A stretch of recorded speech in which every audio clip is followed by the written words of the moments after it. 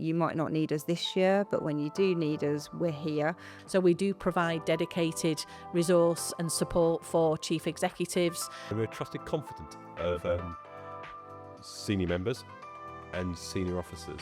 They know who to call and we can step straight into that space of being able to help.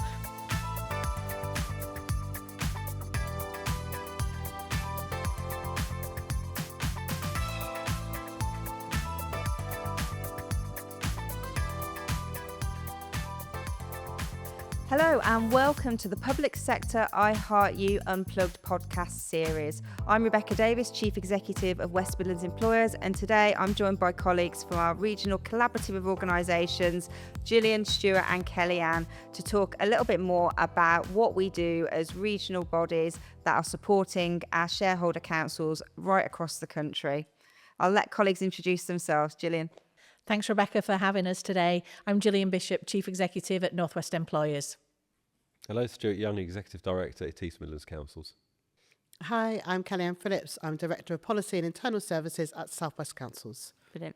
Now, for listeners who've been hearing a bit about what we do on our previous podcast, we've been diving a little bit deeper into some of the areas of similarity and commonality that we work on. Now, one area which all our organisations and those that aren't here today do is host the Regional Employers Organisation service within our organisations. Just going to focus a little bit more on what we do under that banner, because it can be a bit confusing, can't it? Particularly for members and chief executives about what the purpose is and role of that Regional Employers Organisation. So how do you go about explaining that in plain English to members, particularly leaders or cabinet members when they're elected? Well, I think a key area for East Midlands Council is always about delivering value. And the services that we support as part of the Regional Employers Organisation is one of the best examples of how we deliver value and how we deliver support to our member councils across the board in terms of council development, in terms of continuous professional development, wider workforce development, HR matters, advisory support, often on very sensitive employment matters, recruitment, coaching, retention. One of the best ways I find to describe it, if you look at workforce matters, which is a huge area of in terms of spend for local authorities, but not least the fact that if local authorities are to be able to deliver their services, they need quality people in place. We're there to support that. So we deliver a significant number of services, and we're a trusted confidant of senior members and senior officers. We do a lot of work in that regard, and when we demonstrate our value or update councils on the range of services and support that they've accessed from East Midlands Councils, and I'm sure it's the same for yourselves. Actually, the Regional Employers Organisation area of work is really strong in that regard, and it's really valued.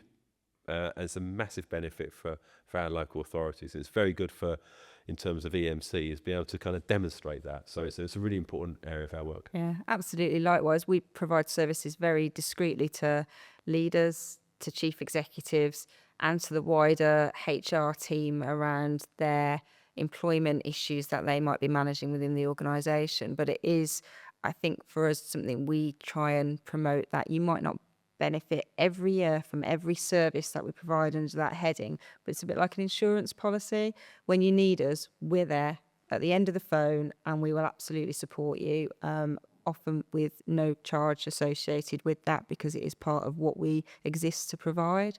That trusted space you mentioned, Stuart, is really important in that ability to deliver the employers' organisation service, isn't it? I think, as you say, it is the core of who we are as organisations. And I think, without getting too technical, I guess we have a core responsibility around the Regional Joint Negotiating Committee as well. So our relationship with our trade unions is really important.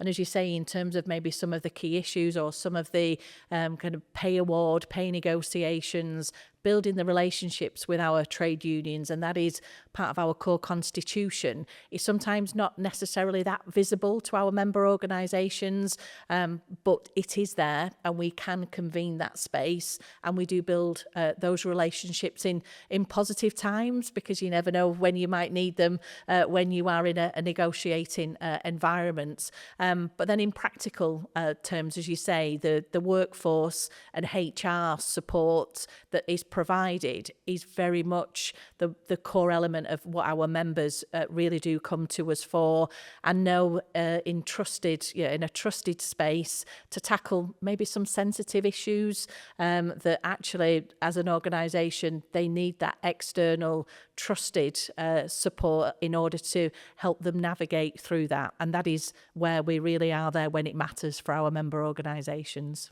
Absolutely. We are genuinely there to make sure the employer, the organisation, is actually in a strong position and safe, legal, compliant, and ultimately having that relationship built over a number of years with organisations and leaders, chief executives, helps to address any issues, doesn't it, that might emerge within organisations that are sensitive and often need that support, which isn't clear cut. It's often very complex. It often requires a lot of judgment, a lot of skill to navigate.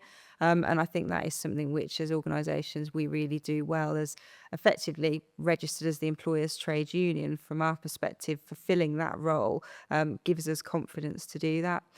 I suppose within that space, we try and make sure we're not pigeonholed.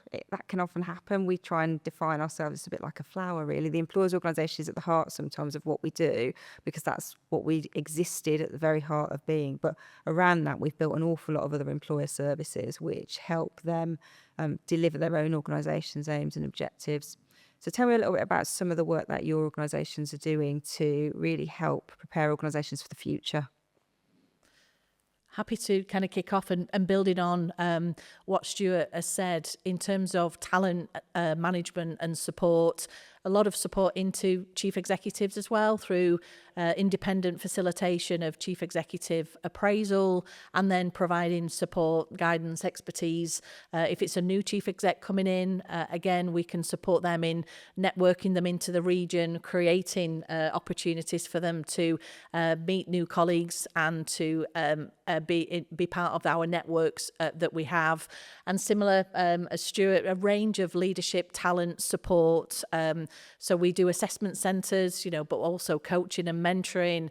And it's really important, I think, as you say, there's the core element, whether that be some of the HR, workforce, key technical issues, but then in terms of the leadership, talent, support, succession planning, we've recently launched our regional workforce strategy to really understand, what are the challenges and opportunities of the public sector, local government workforce, and how can we provide solutions and opportunities across the board for colleagues coming into local government. Because as we know, it's a fantastic sector, it's a great career, but we just need to shout a little bit louder about it. Yeah, absolutely. And it's often a really underinvested area, isn't it? And I think our ability to do that locally as not-for-profit organisations means anything which councils spend in that area, we get to invest back in, both the expertise and the learning.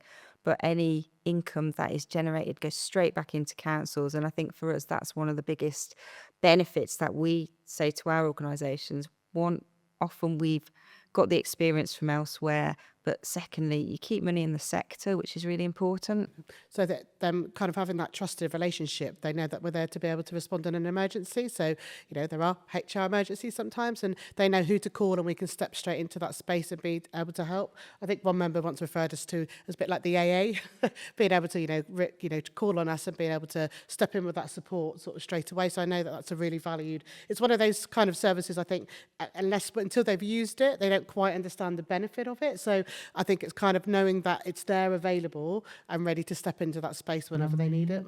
Yeah. And that trust is really important. That trust element, we're a trusted organisation, but also we're independent. We're there to provide expert, independent advice and support. And some of that may be difficult, but it's better to hear it from someone being a critical friend. But those services that you highlighted, And I think that's the commonality between our organisations where we deliver that. And sometimes we hide our light too far under the bushel because they're brilliant, those services. They're really well valued. And it's an important element of our service offer, because when we talk about the employer's organisation, we're really talking about sector-led support, fundamentally, at nil additional cost or marginal cost. To be blunt, it's one of the benefits of membership, isn't it? We will provide this expertise, this advisor support at a far cheaper rate than you'll get it elsewhere, because that's one of the benefits of members. That's what you get from a collective, collaborative local authority club, for want of a better phrase, where we deliver effective service. You can trust it, but also it's delivered on behalf of the sector and from within the sector.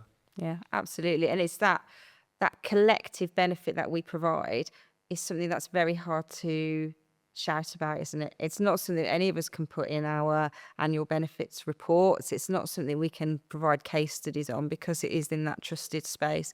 And I think that's where we often try to articulate that value in a way which is not drawing attention to any one organisation, but is really trying to say, this is such a valued part of your membership, and you might not need us this year, but when you do need us, we're here.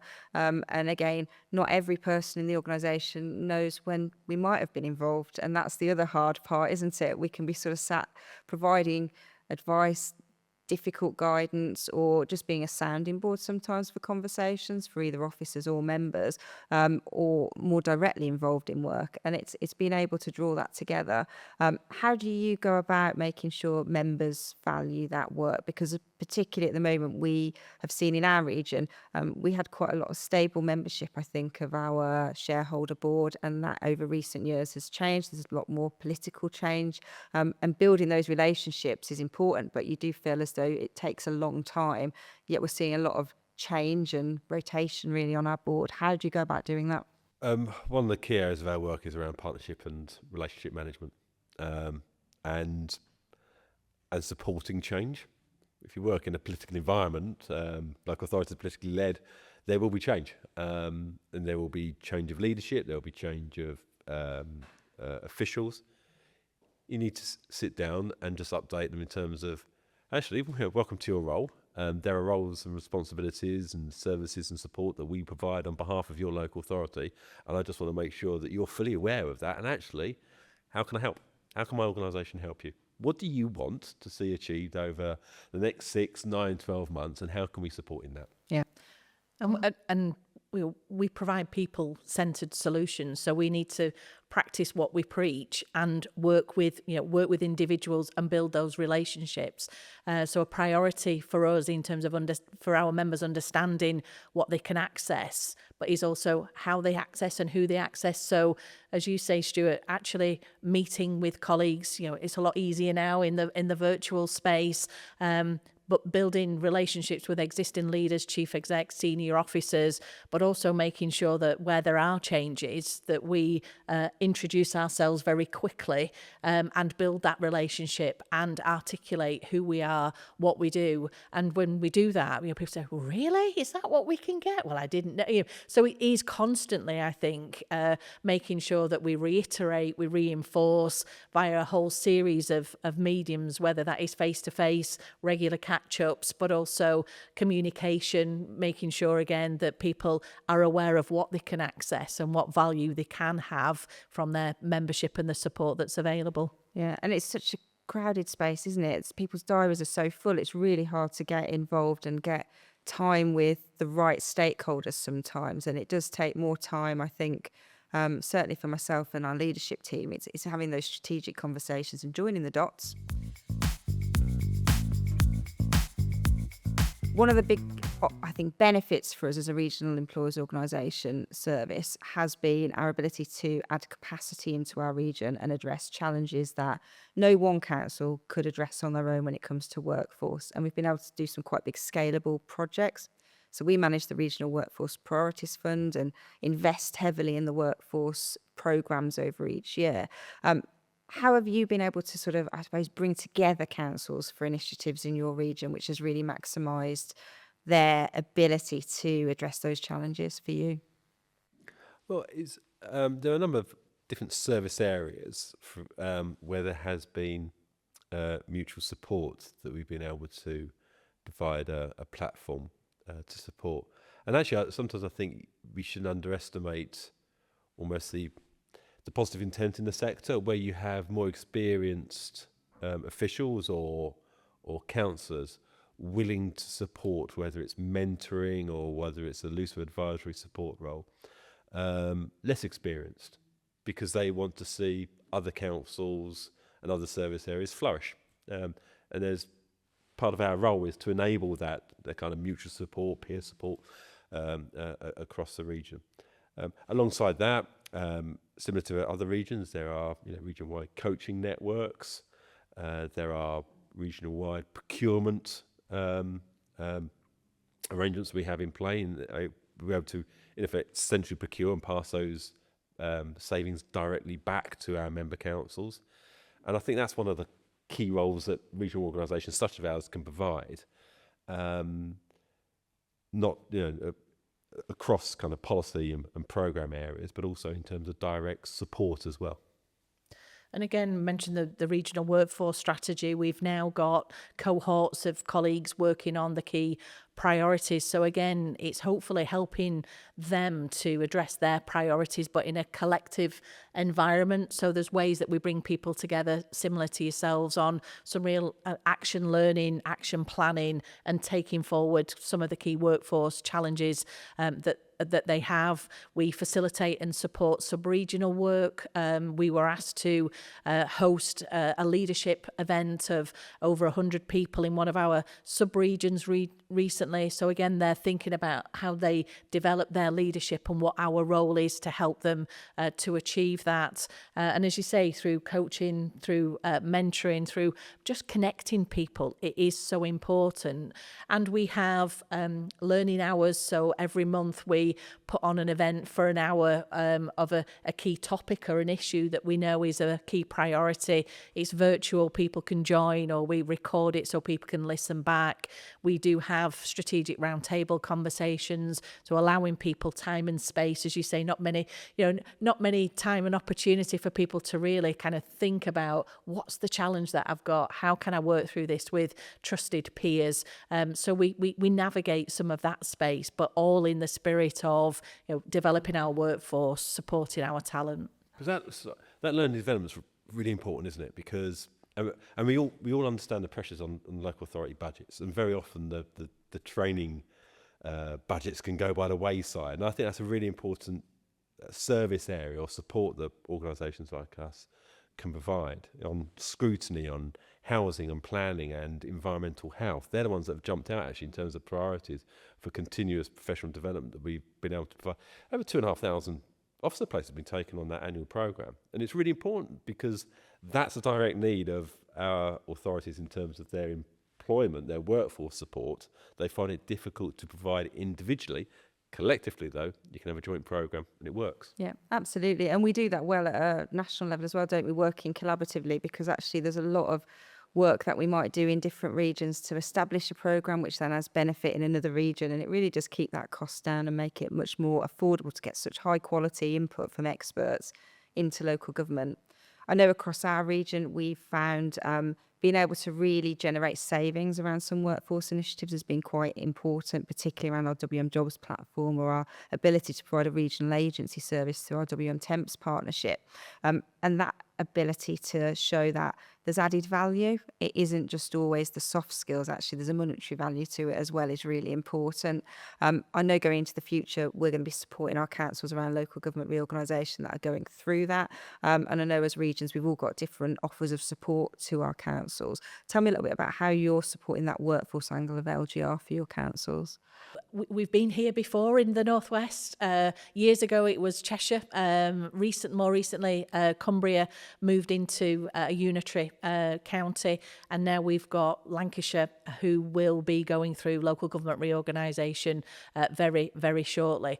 And again, I think, as we talked about previously, it's really understanding what the need is. Every region and sub-region is different, but actually support around individuals, support to, as we said, to chief executives, because actually they are going through the change as well, and their focus is their team and moving their organisation forward. So we do provide dedicated resource and support for chief executives, and then we do more broader facilitation support around how do you prepare for change, how do you prepare for what kind of role or what you will do next. That may be in a new organisation or that may be elsewhere. So colleagues may not have had an interview or may not have kind of refreshed their CV. So there's some practical kind of skills as well that we're providing to individuals, and as you say, a whole raft of other things for elected members,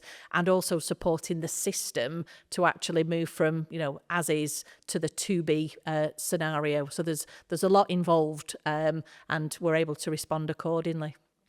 We haven't been foolhardy enough to express a view as to what the structure should be. Basically, our view is once that decision is made, we support local authorities to get there. So we have a general meeting in a few weeks' time when senior folk at MHCLG and those that have gone through LGR recently with other authorities are able to sit down with senior members, talk about how to get from here to vesting day. But alongside that, there's some nuts and bolts, aren't there? The authorities going through LGR will be experiencing similar challenges. Staff will be experiencing similar angst, concerns, for example. And actually, that's something we are going to provide jointly for local authorities. It takes some of the pressure away from individual local authorities, but also it plays into that independent role, because we're not of that authority giving that advice to that member of staff that may be slightly concerned or have lots of questions about what the bright new dawn may be. So actually there is an operational role and support that we can provide, but also a kind of wider strategic kind of, as an authority, how do you need to get yourself in terms of some of the preparatory work? If there's a joint supportive role we can provide, that's something we'll do. Absolutely, and there are certain things that are better done collectively regionally, aren't they? Things which will hopefully reduce the ability for councils to lose staff and retain staff within those new organisations. And likewise, we've taken a view that the what organisations will be is the political, and we've not been party to that, but the how part is absolutely the practical that we'll be involved in. And once our councils know what their destinations are, we'll be on those journeys with them, really, and providing that support to them, because I think, again, the key message for us to our council is that we have got all the expertise to help you in that transition in a very expert way, and that is part of our membership offer, and we're really saying actually you don't need to go out and buy a lot of that support in. I know there's a lot of consultancies out there who will be shall we say circling with intent, but for us we are very much there saying, you owners, we are sector-led but independent and here as a trusted friend, and that is, I think, collective experience for us all, isn't it? So it's been absolutely brilliant talking about the Regional Employers Organisation part of the services we provide. Thank you ever so much. You're welcome. Thank you for listening today to us talk a little bit more about the Regional Employers Organisation service that we provide. You'll be able to hear a little bit more from us as a regional collective in the next podcast. Thank you.